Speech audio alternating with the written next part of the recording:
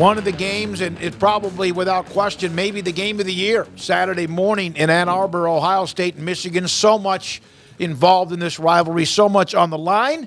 And also, Dan Hope joins us, 11 Warriors, who covers Ohio State. Dan, thank you with Craig and Paul. Paul's out, Craig Smoke and David Smoke. This game over the years has been the game for a long, long time.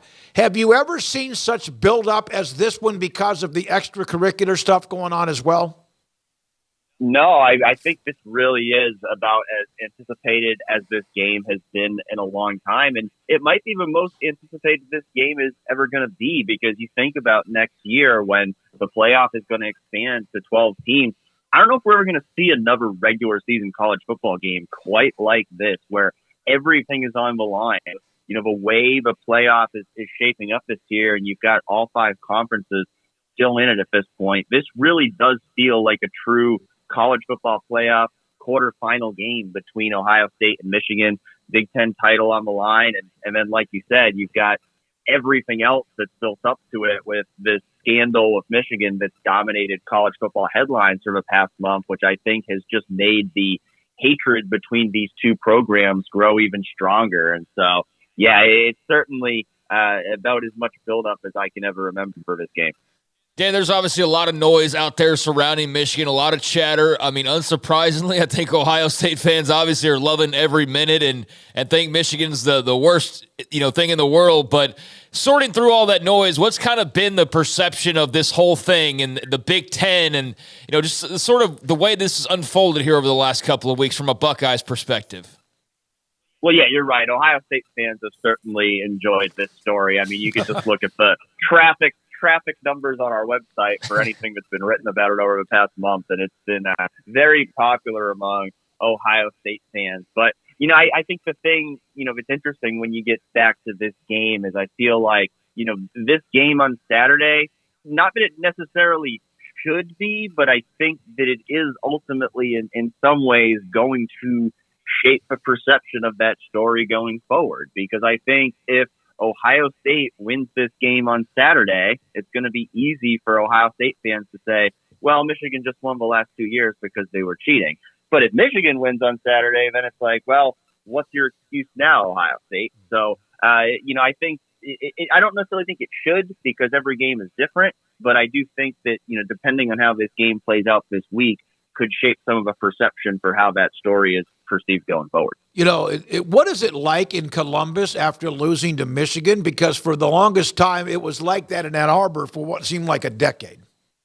Yeah, it's kind of a dark time in Columbus when Ohio State loses to Michigan. It really is for Ohio State fans. It's everything to them, and so to lose not only once but twice in a row. And it's something that, Ohio State fans just hadn't experienced for a long time. I mean, there was so much dominance for 2 decades, Jim Tressel era, Urban Meyer era, that, for Michigan to win that game in 2 years in a row and do so in dominant fashion is something that, especially younger Ohio State fans haven't really experienced. And so it's a new thing for Ohio State fans. And I think certainly leading up to this week's game, it just increases the hunger for the Buckeyes to get a win. Dan, where does your mind immediately go when it comes to this matchup and the importance level of the various storylines here? Where's like the immediacy as far as what you think is the most important factors in this game? Well, I mean, certainly, just the game that you expect to be a defensive battle with the way both these defenses have played all year long. Michigan's ranked number 1 in the country in points allowed per game. Ohio State's ranked number 2 in points allowed per game. And so, I expect it to be a lower scoring game. I don't expect either offense to have a huge day here. But when I think of it from Ohio State's perspective, I think, the really important thing I look at for Ohio State is stopping the run, because this is a Michigan team that wants to run the ball a lot. You saw it in the Penn State game a couple weeks ago. Michigan ran the ball 32 straight times to end that game. And so I think if Ohio State can successfully stop the run, or at least limit the run game, and force Michigan to make plays through the air, I think that could be Ohio State's biggest recipes for success. Now, obviously, they tried that last year. It didn't work, but I think Ohio State's secondary is a lot better this year than it was a year ago. And so I think Ohio State can be more successful this year with, playing to stop the run and being able to trust its defensive back to win those one-on-one matchups on the back end. Going to be the toughest test of the year for sure for Ohio State's defense. And, you think back to last year, the numbers on defense were pretty good going into this game, and then everything fell apart against Michigan and Georgia. But I do think the defensive improvement for Ohio State is very real this year, and I think it gives you confidence that this defense can get the job done on Saturday. Sell me and us and our audience, Craig, too, that the loser of this game, based on how a scenario happens where the loser of this game can still be in the college football playoff. Yeah, I mean, it's honestly a tough sell right now because when you look at the landscape right now, I mean, you've got two teams in the SEC still very much in it in Georgia and Alabama. You've got two teams in the Pac-12 very much still in it in Washington and Oregon. You got two teams in the ACC still in it, Florida State and Louisville, and then you got Texas in it in the Big 12. And so they definitely need some help. Now, with that being said, I think that, if they get enough help to where you get into a debate of, one-loss teams that, didn't win their conference championship, I think particularly Ohio State would have a good case in that argument because they have that win over Notre Dame and non-conference play. They have the win over Penn State. And so I think, Ohio State, if enough happens to where they would be in a debate between teams in a losing situation here, I think they would definitely have a chance to get in again this year. But I think the likelihood of the loser of this game backdooring into the playoffs is definitely lower right now than it was a year ago. Yeah, I think we talked to you back maybe towards the start of the season. There's still a little bit of talk at the very beginning about the quarterback situation. Obviously, Kyle McCord took over. The rest is history. They're in this spot. He's been very consistent. But how would you describe his play, having taken over the reins and just how that's gone throughout the year? What stood out to you most? Yeah, I mean, he's not C.J. Stroud. He's not Justin Fields. He's not performing at that same kind of level, but he's done enough for Ohio State to win every game. He's, in games against Notre Dame and Penn State, when they needed him to make plays against tough defenses, he found a way to do so. And so, I think it's still, you think about how's his season going to be defined. I think a lot of it comes down to this game on Saturday. And I think there's still kind of an open book there in terms of can Kyle, if Kyle can go out on Saturday and play really well against Michigan, then I think Ohio State fans are going to think of him very favorably. I think if he doesn't play well and Michigan wins, then there's going to be a lot of people wanting to see a new quarterback next year. And so, I think overall, I think he's been good, but I think the standard at Ohio State over the past 5 years has been so great that he hasn't gotten to that level yet.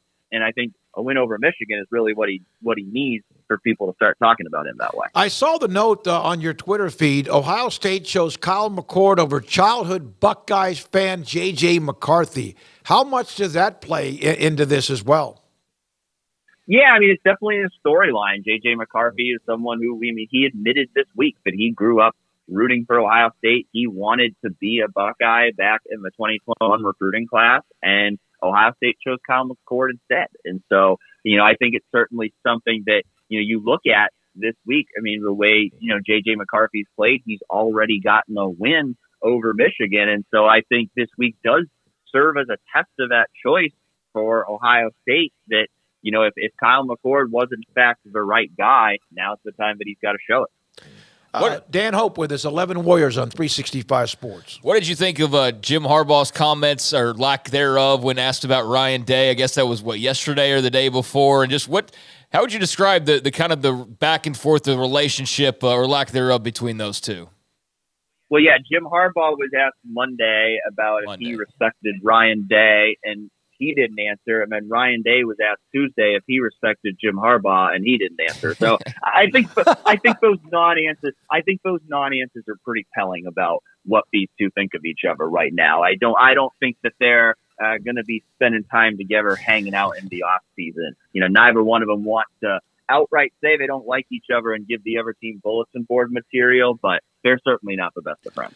Dan, my question for you on recruiting. Ohio State pretty much gets whoever they want. There are, maybe 8 to 12 programs around the country that for the most part do.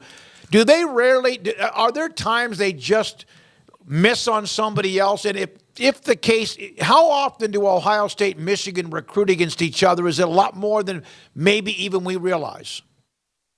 I mean, it's definitely picked up here over the past couple of years because of the success that Michigan has had in this rivalry. I think, if you look back, 4 or 5 years ago, there weren't that many battles that Michigan was winning over Ohio State because Ohio State had been so dominant in that rivalry and Michigan wasn't really in the national championship picture. But now that Michigan has, won back-to-back Big Ten titles, they've made back-to-back college football playoffs, Michigan is now where they're competing with the top schools around the country for some of the top players in the country. And so those battles are certainly happening. It's not just with Michigan. I mean, Ohio State's also battling Georgia and Alabama. And, Ohio State has, taken a very national recruiting approach. Sure. And so, they're battling with a lot of different teams. But I think certainly the battles between Ohio State and Michigan have picked up. And, really one thing we've seen more and more of the past couple of years is Michigan trying to steal recruits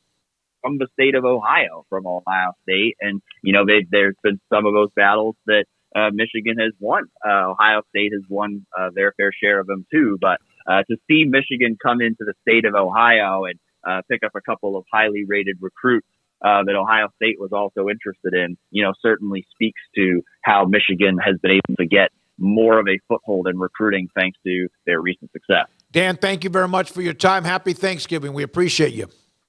Yeah, sure thing. Thanks for having me, guys. Dan Hope, 11 Warriors, covers Ohio State.